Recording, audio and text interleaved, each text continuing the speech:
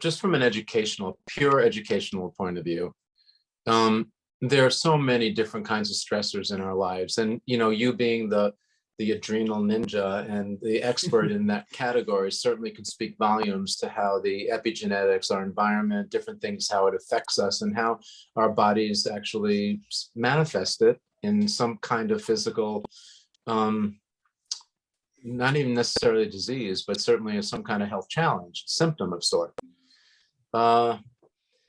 We've got this animal out there that is in our room. It's a 500-pound elephant. It's these exogenous frequencies. You can't smell them, you can't taste them, you can't see them, you can't hear them, yet it's another big stressor out there.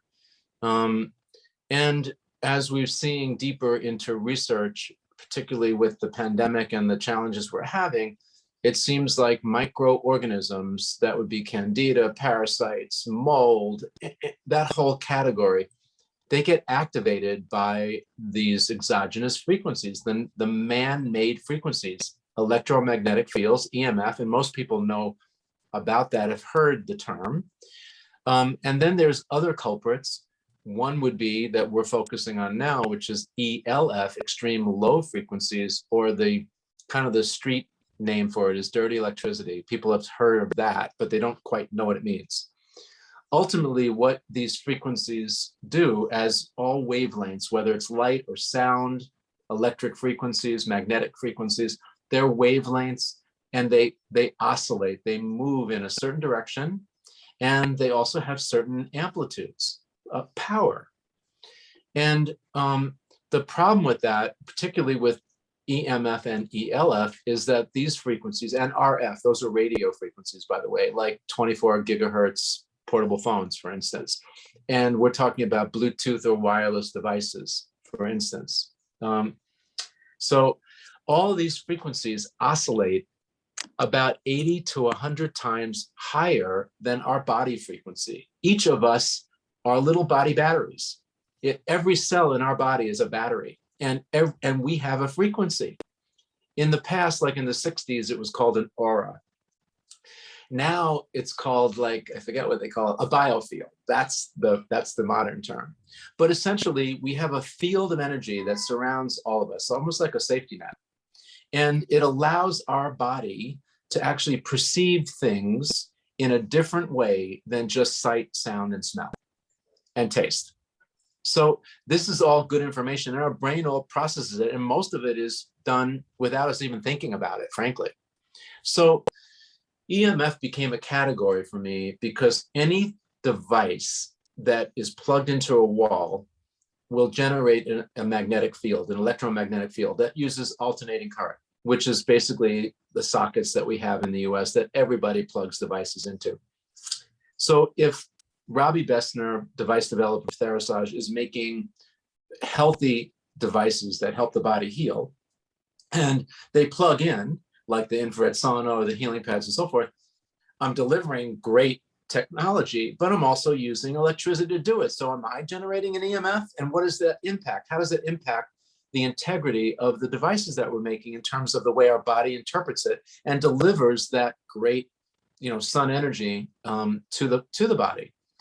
So 20 years ago, when I got on this notion and research, I really didn't kind of think that the cell phone business would get as enormous as it has, and Bluetooth wireless everything, and hybrid cars and Tesla battery operated cars and hotspots. I mean, I didn't really think that futuristic or that in that magnitude. I just knew that inherently there would be a conflict with our body and man-made frequencies that are outside the realm of nature, in a sense. And so I said, well, if I'm going to do the best job in delivering sun energy, infrared frequencies in my devices, then aren't I sort of getting in my own way by delivering it through a system that's also delivering EMF? And the answer there is yes, we're conflicted. So I decided to sort of school myself and develop remediating technology that would actually take care of the EMF problem.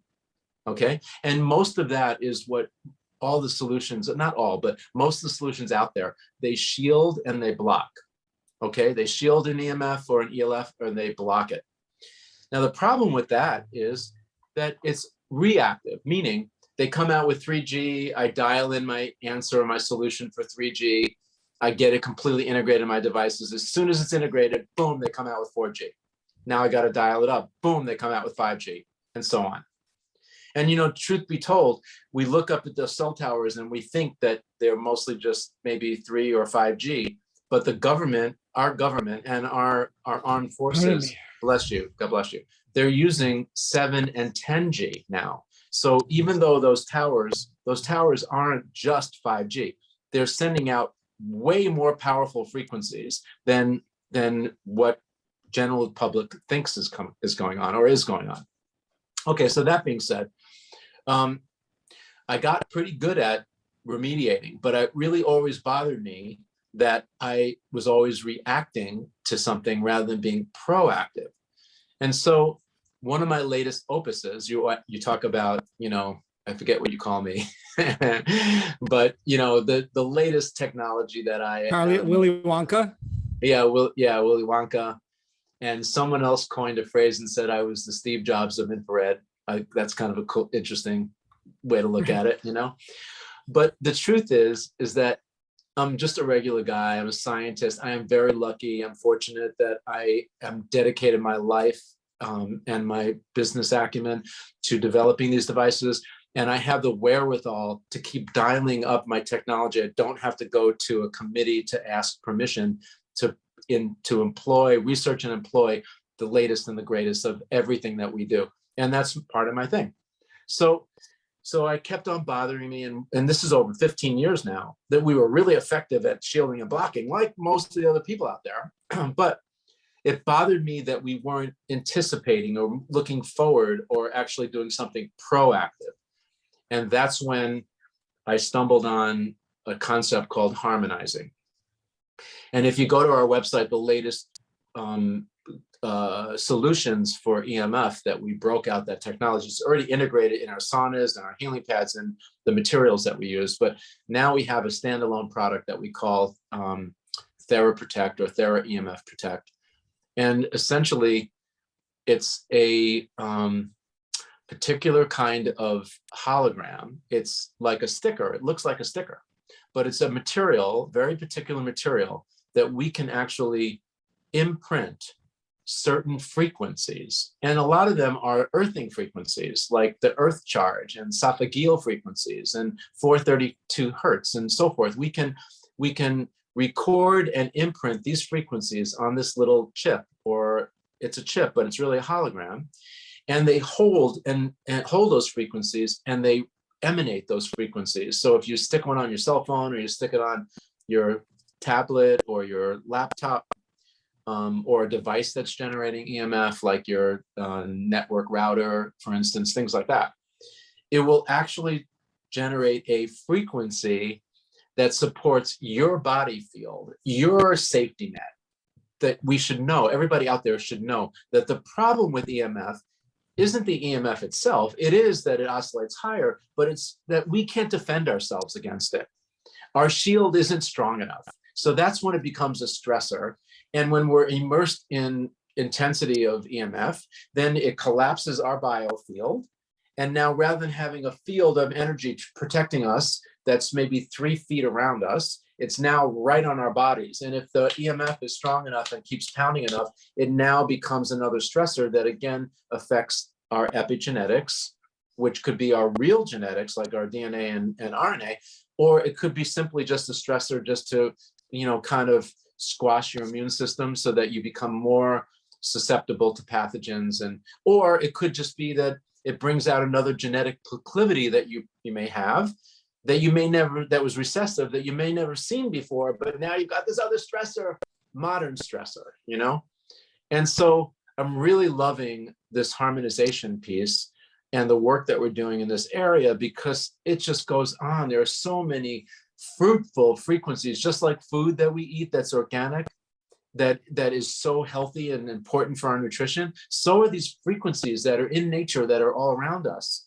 Now, we've already done that as a company. We incorporate jade stone and different kinds of earth elements in our products. That's the same idea. These stones and these natural earth elements, they generate frequencies that are very common and important for our bodies to be healthy, but we don't get them anymore. We're starved from them because we're modern. We wear shoes. We don't touch the earth anymore. I know you're different because I see you out walking every day, and I know that you're wearing sneakers. So even though you're walking, you're not touching the earth. The sole of that rubber sole is actually insulating you. So even though you're close to the earth, you're not grounded, as if you would be if you were barefoot walking in the sand, or just going on your lawn in front, or maybe even hugging a tree. It sounds funny, but that tree is planted into the ground. Those roots are grounded. And when you hug that tree, you bring that earth charge into you, and that balances your body battery, and it fortifies that field around you. And so what we've done is taken a page out of nature's playbook. We've loaded up between 100 and 200 frequencies on these little chips. And then we make it, as we do with all of our other devices and products, we make it affordable so that people can get them, use them, and create a healthy and happy environment for them to thrive in. So I know it's a long-winded backdrop, but that's kind of like what brought me the genesis to where we are now on this topic. Hey there, I hope you're getting tremendous value out of our videos. If you are, make sure you like our videos, subscribe to our YouTube channel, turn on your alert buttons, and then check out the description below, because I have a free masterclass that will teach you how to 10x your energy levels in the next 12 weeks and finally end your energy and exhaustion nightmare.